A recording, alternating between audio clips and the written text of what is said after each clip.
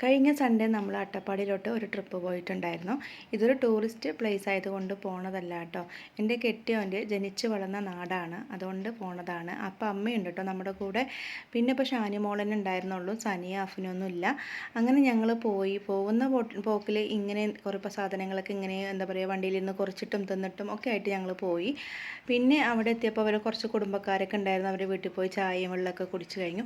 ഇങ്ങനെ ഇറങ്ങി നടക്കുമ്പോൾ അപ്പുറത്ത് അടുത്ത വീട്ടുകാരെ കാണും. അങ്ങനെ അമ്മയും മോനും അവരടുത്ത് സംസാരിച്ചിരിക്കും. നമുക്ക് വലിയ പരിചയമൊന്നും ഇല്ലാത്തതുകൊണ്ട് ഞാനും ഷാനിമോളും ഇങ്ങനെ നടന്ന് ഫോട്ടോഷൂട്ടൊക്കെ നടക്കണ്ടായിരുന്നു.